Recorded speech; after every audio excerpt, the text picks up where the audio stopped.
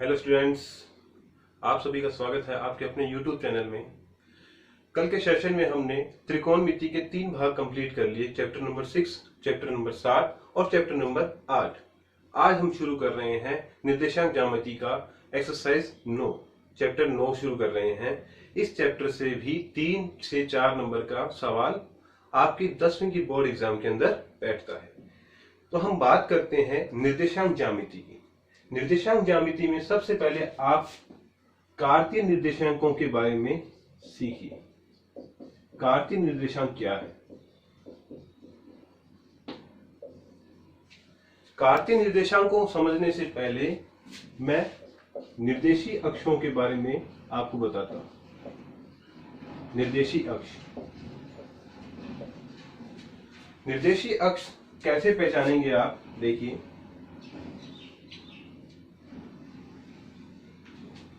इसे समकोणिक अक्ष भी कहते हैं और आयतीय अक्ष भी कहते हैं। इसमें 2 रेखाएं होती हैं, एक क्षैतिज रेखा और एक ऊर्ध्वाधर रेखा, यानी कि हॉरिजॉन्टल लाइन और वर्टिकल लाइन। ये दोनों जिस पॉइंट पर इंटरसेक्ट होती है उसे ओरिजिन या मूल बिंदु कहते हैं। क्या कहते हैं उसे? मूल बिंदु। इस हॉरिजॉन्टल लाइन को हम एक्स अक्ष से डिनोट करते हैं, एक्स एक्सिस। हम इस हॉरिजॉन्टल लाइन को एक्स एक्सिस से डिनोट करते हैं और इस वर्टिकल लाइन यानी कि ऊर्ध्वाधर रेखा को हम वाई अक्ष से डिनोट करते हैं। इसको एक्स डैश और इसको वाई डैश, या इसको माइनस वाई भी लिख सकते हैं और इसको माइनस एक्स अक्ष भी लिख सकते हैं। क्योंकि मूल बिंदु के इस तरफ x के जो मान है, x अक्ष पर जो मान है वो ऋणात्मक होने शुरू हो जाते हैं। जैसे मान लीजिए मूल बिंदु पर, मूल बिंदु का अर्थ है कि यहाँ y भी 0 है और x भी 0 है। वैसे यहाँ 1, 2, 3, 4, 5 इस प्रकार चलेंगे, जबकि यहाँ माइनस की ऋणात्मक वैल्यू चलनी शुरू हो जाती है इस प्रकार। इसी प्रकार यहाँ +1, +2, +3, +4, +5, जबकि यहाँ -1, -2, -3, -4 और -5। इसलिए इसको माइनस वाई अक्ष और इसको माइनस एक्स अक्ष या एक्स डैश और वाई डैश अक्ष भी कहते हैं। ये हमने देखा। अब जो हमारे पास ये क्या है? एक्स वाई समतल है, इसे एक्स वाई समतल भी कहते हैं। चूंकि हम द्विविमीय में बात कर रहे हैं इसलिए हम इसको समतल लिख रहे हैं। द्विविमीय का मतलब जिसमें 2 विमा हो। हमने यहाँ 2 विमा ली है, कौन कौन सी? एक तो x और एक y। किसी भी बिंदु को निर्देशित करने के लिए हम इस कोऑर्डिनेट का यूज करेंगे। इसका यूज करेंगे जहां ये x क्या होता है, ये x हमें y अक्ष से दूरी बताता है, y अक्ष से लंबवत दूरी। जबकि y हमें क्या बताता है? x अक्ष से लंबवत दूरी।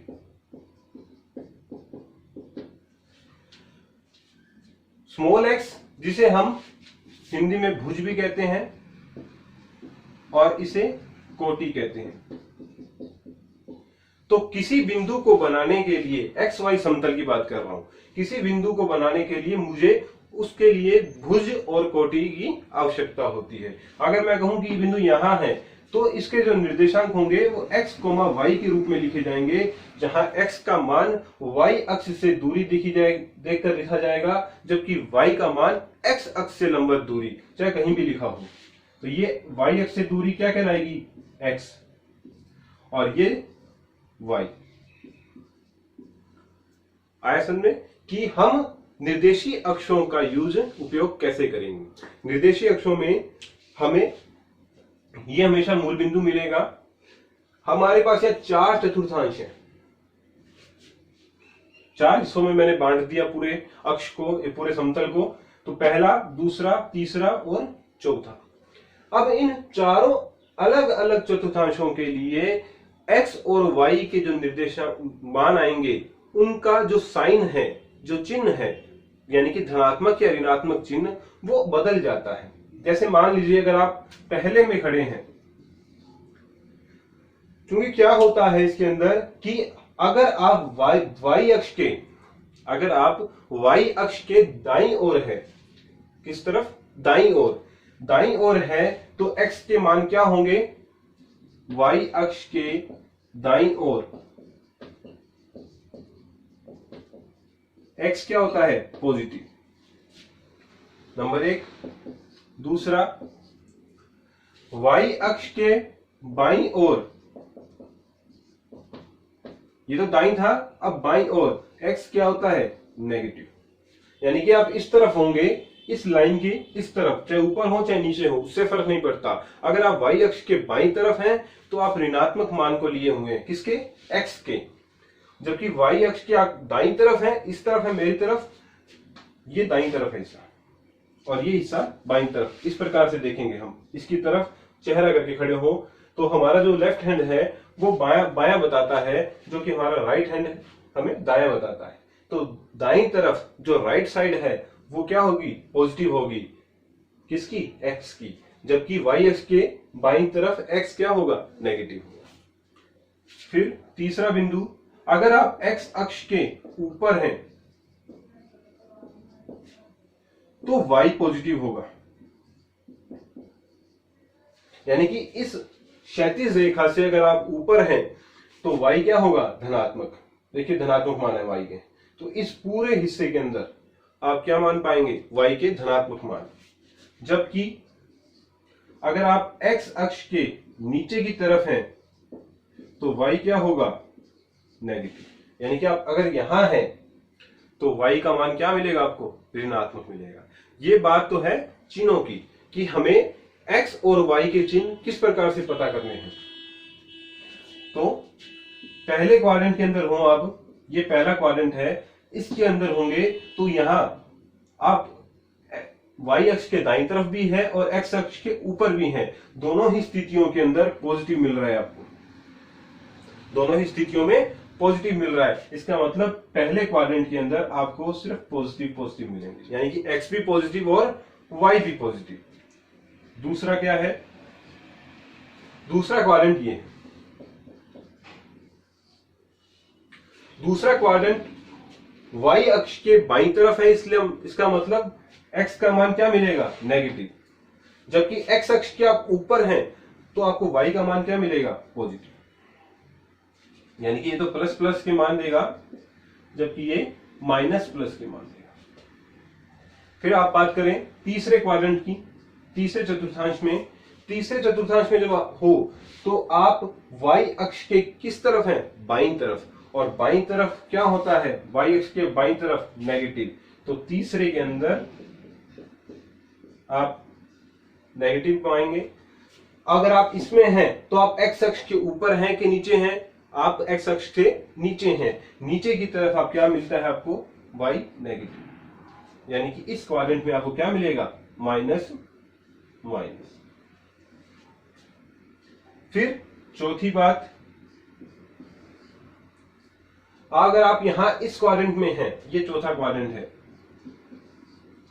अगर आप इस क्वाड्रेंट में हैं तो आप y अक्ष के किस तरफ हैं? दाईं तरफ है। दाईं तरफ होंगे तो आपको क्या मिलेगा? पॉजिटिव। और x अक्ष के आप ऊपर हैं कि नीचे हैं? x अक्ष के आप नीचे हैं तो आपको क्या मिलेगा? नेगेटिव। यहां क्या मिलेगा? Plus minus.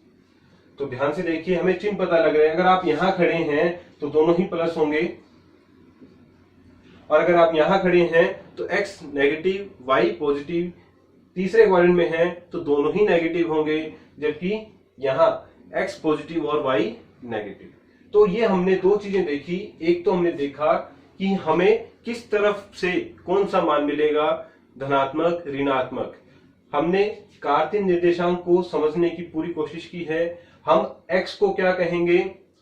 भुज कहेंगे। y को क्या कहेंगे? कोटि कहेंगे। x क्या है? स्मॉल x की बात कर रहा हूं। स्मॉल x क्या है? y अक्ष से उसकी लंबवत दूरी है। अब हम दोबारा उसको क्लियर करते हैं। कि क्या है निर्देशांक, कार्तीय निर्देशांक, निर्देशीय अक्ष। मैं एक बार और दोबारा आपको क्लियर करवाता हूं। ये हमने एक्स अक्ष माना था, ये वाई अक्ष होता है, ये एक्स डैश अक्ष और ये वाई डैश अक्ष। अगर मान लीजिए बिंदु यहां है, ये बिंदु है, ये आपका मूल बिंदु है, ये जो बिंदु है इसके निर्देशांक क्या होंगे, x, y। मान लीजिए बिंदु का मैंने नाम दे दिया P। ये P पॉइंट के निर्देशांक क्या कहलाएंगे, x, y। अब यहां x क्या है, हमें सबसे पहले ये देखना है, क्योंकि कई क्वेश्चन इस पे आएंगे अभी एक्सरसाइज में। x क्या है, x y अक्ष से इस बिंदु की लंबवत दूरी है। ये दूरी क्या है, x है। और x अक्ष से इसकी लंबवत दूरी ये क्या है, y। तो ये मिलकर क्या मिलता है, हमें एक बिंदु का निर्देशांक मिलता है, जहां x को तो हम क्या कहते हैं, x को हम भुज कहते हैं और y को क्या कहते हैं, कोटि। x क्या है, भुज है। कोई भी बिंदु x y समतल के अंदर दो आपके पास निर्देशों से बनेगा, एक x निर्देश से और एक y निर्देश से, जिसके लिए हमें x अक्ष से लंबवत दूरी और y अक्ष से लंबवत दूरी निकालकर मिलेगा। अब हम बात करते हैं कि अगर आप x अक्ष पर हैं,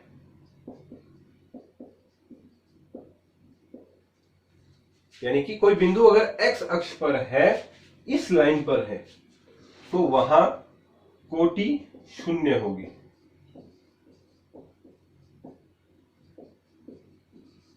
और कहां शून्य होगी, प्रत्येक बिंदु पर, इस पूरी लाइन पर आप जहां भी अनंत तक जाएंगे, यानी कि प्लस अनंत और माइनस अनंत की तरफ क्या होगी, प्रत्येक बिंदु पर।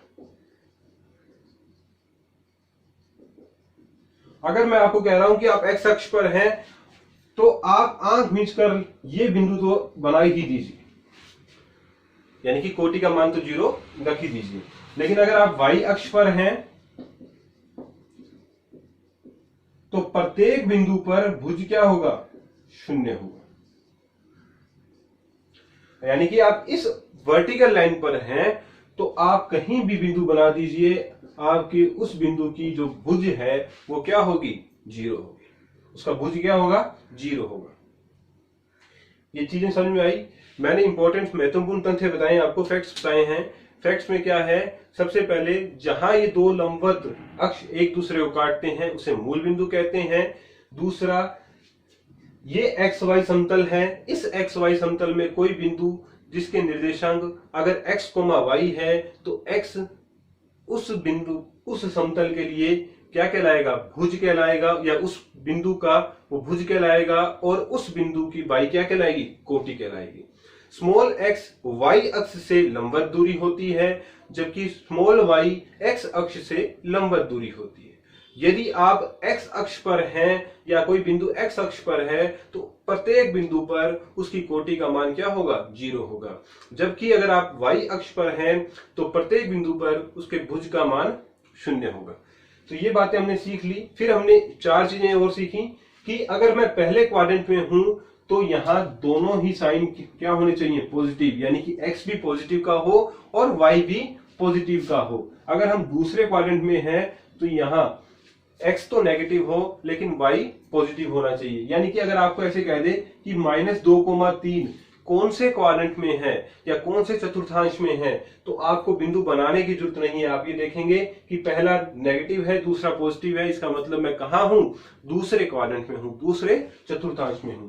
और तीसरे के अंदर दोनों ही नेगेटिव होते हैं। यानी कि अगर आपको ऐसे दे दिया जाए -3, -2 कहां होगा, तो ये कहां होगा, तीसरे चतुर्थांश में, और चौथे के अंदर पहला पॉजिटिव और दूसरा नेगेटिव।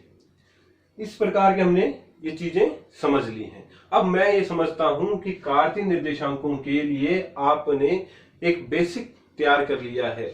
इस बेसिक को देखते हुए हम प्रश्नावली 9 के लिए कुछ सवाल इससे हल कर सकते हैं। यानी कि वो अगर हमसे पूछेगा कि ग्राफ पर इस बिंदु को बनाइए, या ये बिंदु कौन सा बिंदु है, तो ऐसे सवाल या इस बिंदु का निर्देशांक क्या है, वो आपको ग्राफ दे देगा और पूछ लेगा कि यहां एक बिंदु है, उसका निर्देशांक क्या है, तो आप बता सकते हैं। एक बात और, अगर वो आपको ऐसे देता है कि किसी बिंदु का भुज 0 है या 0 है, यानी कि x निर्देशांक 0 है, तो आप कौन से अक्ष पर हैं? अब उल्टा पूछ रहा है आपसे, यानी कि भुज 0 है तो आप कौन से अक्ष पर हैं? तो ये आप याद रखेंगे, आप y अक्ष पर हैं, क्योंकि y अक्ष पर ही क्या होता है, भुज 0 होता है। अब यह आपसे उल्टा पूछ रहा है। दूसरा, अगर किसी का कोटि 0 है, किसी बिंदु की कोटि 0 है, तो वो बिंदु कौन से अक्ष पर है? x अक्ष पर। समझ में आया?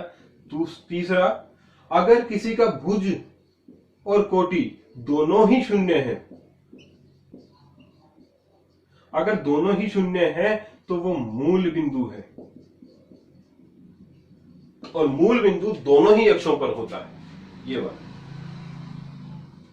ये एकमात्र ऐसा बिंदु है जो दोनों अक्षों पर है, और जिसका मान क्या है? 0,0 फिक्स है। ये इतनी बातें हमने कंप्लीट कर ली हैं, बेसिक हमने समझ लिया है। अब हम थोड़ा और हम देखते हैं दो बिंदुओं के बीच की दूरी अगर हमें निकालने को दी जाए, यानी कि दो बिंदु आपको दे दिए जाएं और कहा जाए कि इन दो बिंदुओं के बीच की दूरी कितनी है, तो हमें एक सूत्र हम डेवलप करते हैं, स्थापित करते हैं, जिसे दूरी सूत्र भी कहते हैं।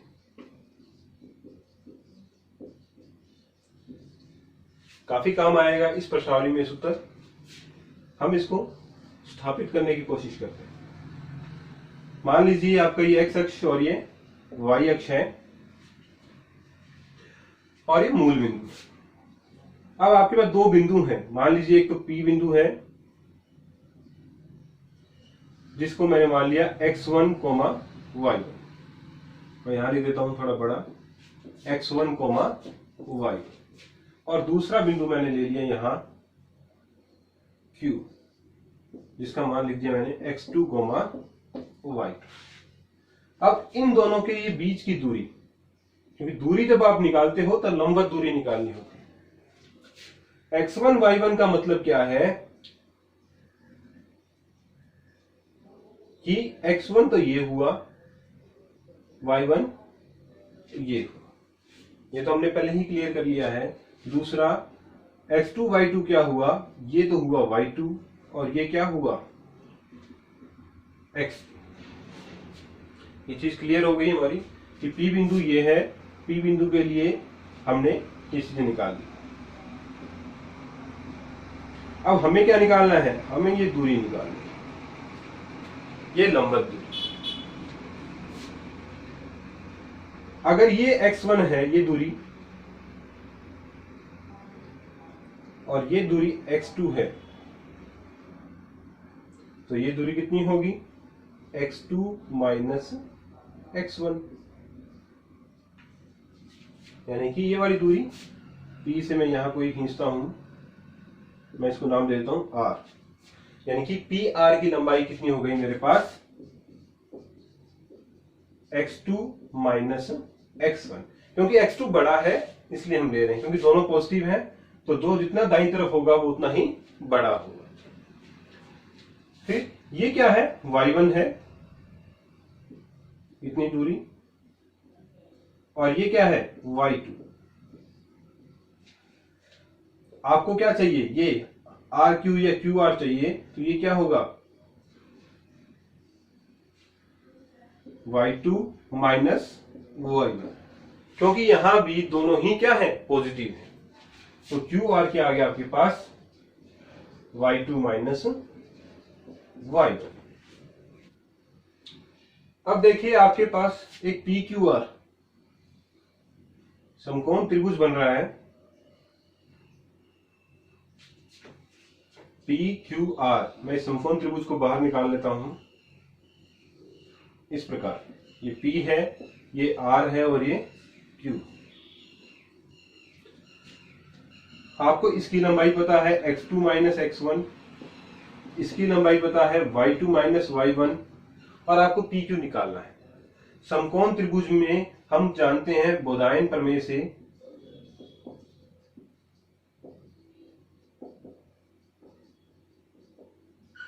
त्रिभुज PQR में समकोण है ये। अब बोधायन प्रमेय क्या कहती है, 90 डिग्री की भुजा के सामने वाली भुजा क्या होती है, कर्ण, कि कर्ण स्क्वायर बराबर लंब स्क्वायर प्लस आधार स्क्वायर। कर्ण यहां क्या है, PQ, जो कि आपको निकालना है। लंब क्या है, मान लीजिए मैं इस कोण की बात कर रहा हूं, क्योंकि यहां दोनों से कोई फर्क नहीं पड़ने वाला है। इसकी बात करें चाहे इसकी बात कर लो, तो y2 माइनस y1, लंब क्या है, पहले मैं वो लिख दूं।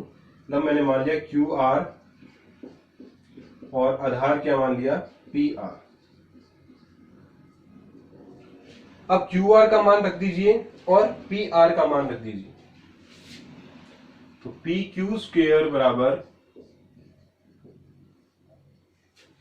QR का मान क्या है, y2 माइनस y1 का whole square plus x2 minus x1 का होल स्क्वायर।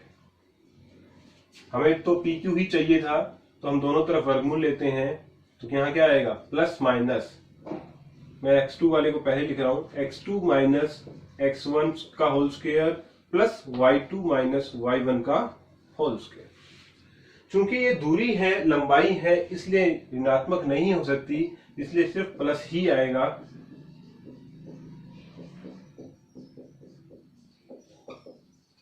ये आपके पास आ गया दो बिंदुओं के बीच की दूरी। दो बिंदु कौन से थे, P और Q। इस उत्तर को कहीं ऐसे भी लिखा मिल जाएगा आपको, भुज में अंतर का स्क्वायर, कोटि में अंतर का square.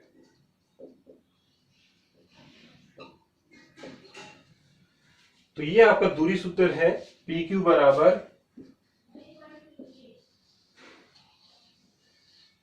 Under root of x2 minus x1 का whole square plus y2 minus y1 का होल स्क्वायर। ये आपका दूरी सूत्र है। इस सूत्र से हम बहुत से सवाल हल करने वाले। अब हम बात करते हैं कि दूरी सूत्र द्वारा हमसे क्या पूछा जाएगा। जैसे हमें किसी आकृति के निर्देशांक दे दिए जाएंगे, कहेंगे कि एक किसी प्रकार का चतुर्भुज है और इस चतुर्भुज के लिए आपको ये बताना है कि चतुर्भुज किस प्रकार का है। किस प्रकार का मतलब वर्ग हो सकता है, आयत, समचतुर्भुज,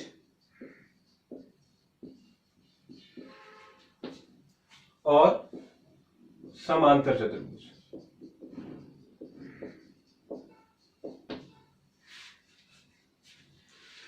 इस प्रकार की चारों आकृतियों को कैसे जानेंगे कि चार जो निर्देशांक दिए होंगे वो इनमें से किसके हैं, क्योंकि दूरी सूत्र द्वारा हम उन शीर्षों के बीच की दूरियां निकाल सकते हैं, यानी कि इन चतुर्भुजों के चारों भुजाओं की लंबाइयां प्राप्त कर सकते हैं।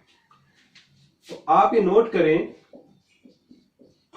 इंपॉर्टेंट है ये चीज, क्योंकि अगर ये एक बार दिमाग में बैठ गई तो आप उस सवाल में नहीं अटकेंगे जिस सवाल में आपसे पूछा जाएगा कि सिद्ध कीजिए कि ये वर्ग के निर्देशांक है या आयत के निर्देशांक है। इस प्रकार के अगर आपको सिद्ध करना है कि ये वर्ग का है, तो पहले तो आप ये सिद्ध करेंगे कि इसकी चारों भुजाएं समान होती है, यानी कि चारों भुजाएं निकालेंगे। जैसे चार बिंदु आपको दिए होंगे P Q R S, तो PQ निकालेंगे, फिर QR, फिर RS और SP। इस प्रकार से चारों भुजाएं निकालेंगे। और दूसरा बिंदु होना चाहिए, इनके विकर्ण समान होने चाहिए। चारों भुजाएं समान हो तथा विकर्ण भी समान हो, तो हम कहेंगे विकर्ण कितने होते हैं चतुर्भुज में, दो विकर्ण, यानी कि एक तो PR और दूसरा QS। ये दोनों विकर्ण अगर समान हैं तो हम कह देंगे ये वर्ग है। अगर आपसे कहे कि सिद्ध कीजिए कि समचतुर्भुज है, तो इसमें सिर्फ एक ही प्रॉपर्टी लगती है कि चारों भुजाएं समान।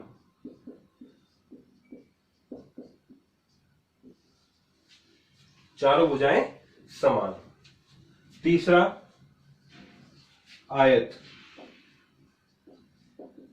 अगर आपसे कहा जाए कि आयत बताइए, आयत के लिए सिद्ध कीजिए कि ये बिंदु जो दिए हुए हैं ये आयत के हैं, तो आपको क्या बताना है? पहला, आमने सामने की भुजाएं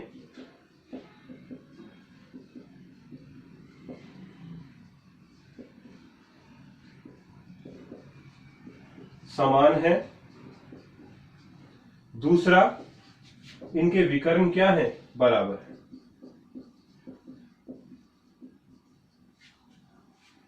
विकर्ण भी क्या होंगे? बराबर।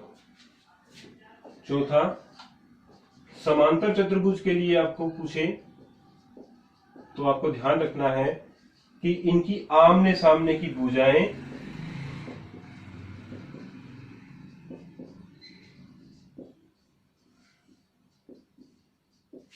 समान होनी चाहिए।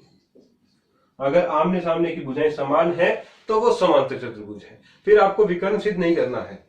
जैसे मान लीजिए आप कंफ्यूज होते हैं कि मैं कैसे कैसे प्रूव करूंगा। जैसे मान लीजिए आपसे पूछ लिया गया कि दिए गए चार बिंदु किस आकृति के हैं, या आपसे पूछ लिया जाए कि सिद्ध कीजिए कि दिए गए बिंदु समांतर चतुर्भुज के हैं, तो आप सिर्फ और सिर्फ क्या करेंगे? आमने सामने की भुजाएं बराबर शो कर देंगे, तो आप कह देंगे कि ये समांतर चतुर्भुज है। लेकिन अगर आपसे ये कहा जाता है कि सिद्ध कीजिए कि आयत के शीर्ष हैं या शीर्षों के निर्देशांक है, तो आपको ये दोनों बिंदु बताने होंगे। इसी प्रकार समचतुर्भुज में ये एक बिंदु, जबकि वर्ग में फिर ये दोनों बिंदु आपको बताने होंगे। ये चारों नोट डाउन कर लें, ये बार बार काम आता है क्वेश्चंस के अंदर, हम बार बार पजल होते हैं इस बार।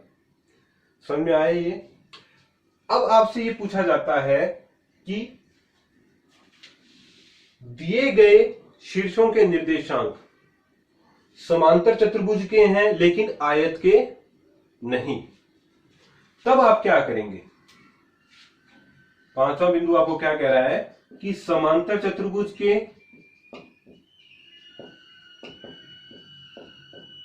पर आयत नहीं है। क्योंकि अगर आयत है तो समांतर चतुर्भुज होगा, ये हम जानते हैं। लेकिन अगर समांतर चतुर्भुज है पर आयत नहीं है, अगर आपको यह सिद्ध करना हो जाए तो आप क्या सिद्ध करेंगे? सबसे पहले तो आमने सामने की भुजा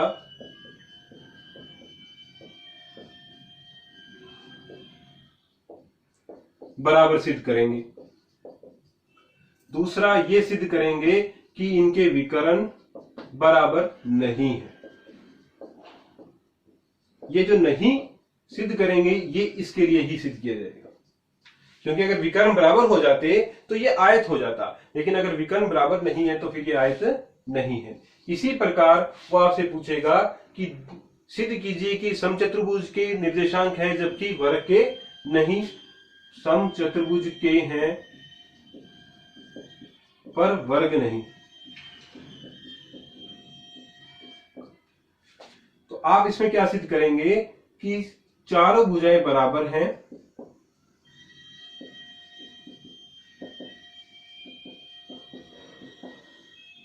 लेकिन विकर्ण बराबर नहीं।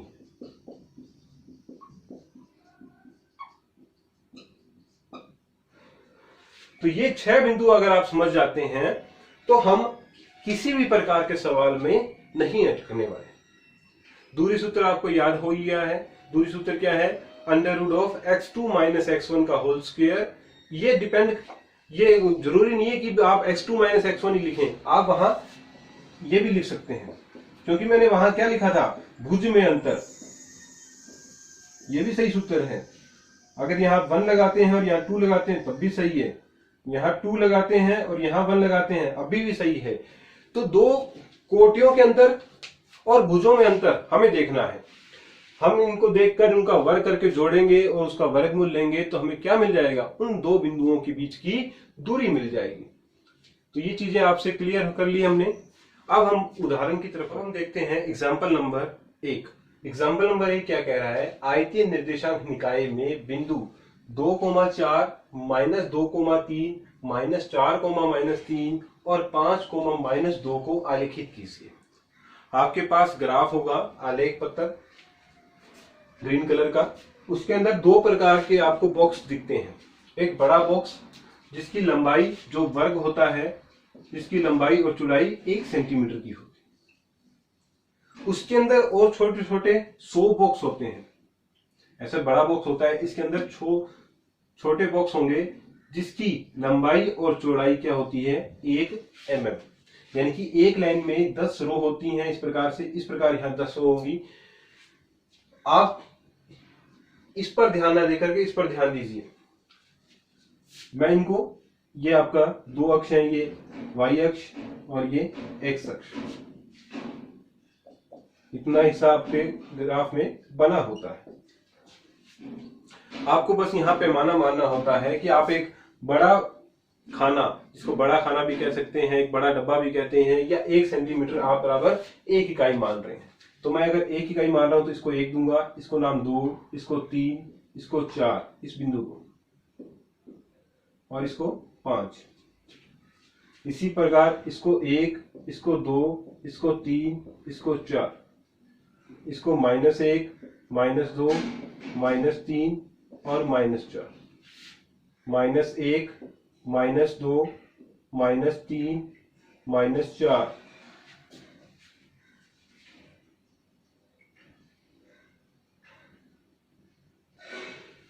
दिख रहा होगा आपको। इस प्रकार से हम बना लेंगे। अब बात करते हैं पहले बिंदु की। पहला बिंदु है 2,4। आप मेरी पुरानी बातों को याद कीजिए कि दोनों ही अगर पॉजिटिव हैं तो कौन से चतुर्थांश में हैं, पहले में है। तो ये हमको यहां कहीं मिलेगा, ये पहला है। अब आपको ये देखिए कि ये जो 2 है, ये 2 क्या है, x का मान। क्या है, x का मान। और x क्या होता है, y अक्ष से लंबवत दूरी। तो y अक्ष से चलिए, आप यहां खड़े हैं, अभी जिस भी बिंदु के लिए बात करेंगे आप हमेशा मूल बिंदु पर ही होंगे, मूल बिंदु से ही चलना आरंभ करेंगे। तो आप यहां खड़े हैं, आपको 2 दूरी चलनी है y अक्ष से, तो 1 और 2। अब आप यहां पहुंच गए, मेरी बात समझ रहे हैं आप। अब आप यहां से यहां पहुंच गए।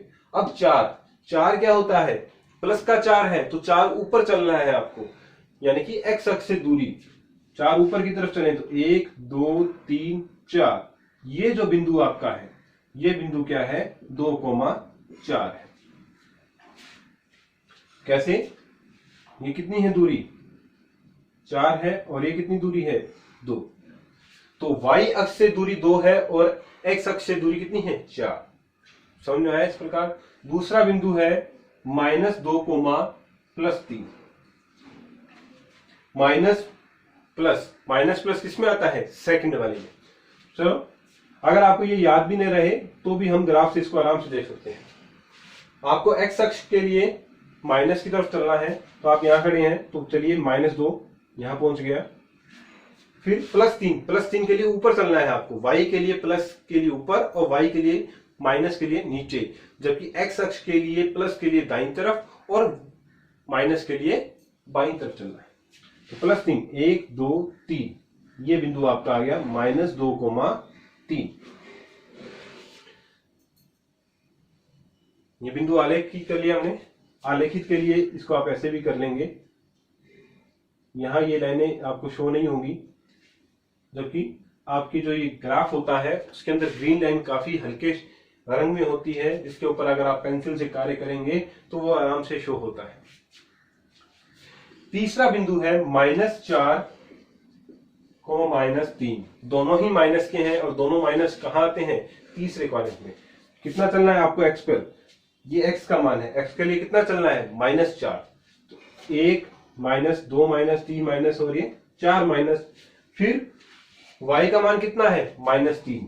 तो नीचे भी नीचे ही आना पड़ेगा, माइनस के लिए आपको नीचे आना पड़ेगा और बाईं तरफ। x के लिए होगा तो बाईं तरफ चलना है और y के लिए होगा तो आपको नीचे की तरफ आना है। जबकि पॉजिटिव यानी कि प्लस के लिए, धनात्मक मान के लिए x के लिए होगा तो दाईं तरफ और y के लिए होगा तो ऊपर की तरफ। तो -3 चले, 1 2 3, ये बिंदु आपका क्या है -4, -3। इसको भी शो कर दें इस प्रकार। 3 बिंदु मिल गए आपको। चौथा बिंदु आपका 5, -2, प्लस माइनस यानी कि चौथा क्वाड्रेंट। +5, x के लिए +5 चलिए, 1 2 3 4 5, और माइनस नीचे की तरफ आएंगे 1 2, ये बिंदु आपका क्या है +5 -2। इसको भी डॉटेड लाइन से शो करिए। तो ये चारों बिंदु आपके क्या हो गए, आलेखित हो गए। तो आपसे यही कह रहा था कि आयतीय निर्देशांक निकाय में हम इसको आयतीय निर्देशांक भी कह सकते हैं, हम इसको समकोणिक निर्देशांक भी कहते हैं, निर्देश तल भी कहते हैं, XY समतल भी कहते हैं। कोई भी नाम आए आप इनसे पजल नहीं होंगे, कंफ्यूज नहीं होंगे। इसमें ये बिंदु चारों हमें आलेखित करने थे, जो हमने आराम से कर लिए। अब हम अगले एग्जाम्पल की तरफ बढ़ते हैं। अगला एग्जाम्पल बहुत इजी है, बहुत छोटा है, जो हमने दूरी सूत्र पढ़ा था उस पर बेस्ड है। तीसरा एग्जाम्पल, बिंदुओं 2, 3 व 5, 6 के बीच की दूरी ज्ञात करनी है।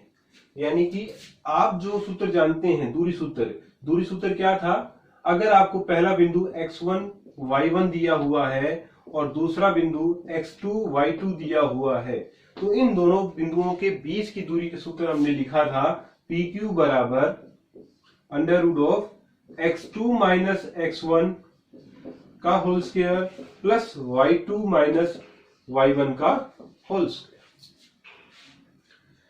अब यहां मैं इसको मान लेता हूं x1 y1 2, 3 है और x2 y2 5, 6 है। दो निर्देशांक एक जैसे हों या बराबर में दिए हों तो दोनों के लिए दोनों के भुज आपस में बराबर होंगे और दोनों के लिए दोनों की कोटियां आपस में बराबर होंगी। कोई भी दो बिंदु आपस में तभी बराबर होते हैं जब दोनों बिंदु, हम XY समतल की बात कर रहे हैं, जब दोनों के भुज बराबर हों और दोनों की आपस में कोटियां बराबर हों। इसका मतलब x1 का मान क्या है 2 और y1 का मान क्या है 3। इसी प्रकार x2 का मान क्या है 5 और y2 का मान क्या है 6। यह यहां पुट करते हैं अपने। दूरी बराबर x2 कितना है 5, x1 2, y2 6 और -3। तो 5 में से 2 गए 3 और 6 में से 3 गया 3। 3 का वर्ग क्या होता है 9। बहुत ही इजी सा सवाल है ये। 9 और 9 18। आप इसे 2 गुना 9 भी लिख सकते हैं। मैंने ये इसलिए लिखा है क्योंकि 18 का वर्गमूल मैं नहीं जानता। 2 गुना 9 लिख देने से हम जानते हैं कि 9 का वर्गमूल कितना होता है 3। तो 3 तो बाहर आ गया और अंदर क्या रह गया 2। बीच की दूरी कितनी आ गई 3√2 इकाई। ये आप ध्यान रखेंगे, जब भी आपको दो बिंदु दिए हों और आपको कोई इकाई नहीं दी हो तो आप इकाई खुद से लगाएंगे, सिर्फ इकाई लिखकर। इकाई ऐसे नहीं कि सेंटीमीटर मीटर लगा दिया या किलोग्राम कुछ भी लगा रहे हैं, नहीं, सिर्फ इकाई लिखेंगे। दो बिंदुओं के बीच की दूरी का सूत्र और उस सूत्र को करने के लिए हमें सिर्फ 2 या 3 स्टेप चाहिए। बहुत इजी। आज के सेशन में हमने निर्देशांक ज्यामिति और कार्तीय निर्देशांकों को अच्छे से समझा, निर्देशीय तलों को समझा और उन तलों पर अक्षों को स्थापित करना और दूरी सूत्र को स्थापित करना सीखा। और दूरी सूत्र पर और आयतीय निर्देशांकों को हमें आलेखित करना भी हमने 2 एग्जाम्पल में सीखा है। आज हम इतना ही करते हैं। कल के सेशन में हम इसके आगे के एग्जाम्पल और एक्सरसाइज के क्वेश्चन करने की कोशिश करेंगे। तब तक के लिए धन्यवाद।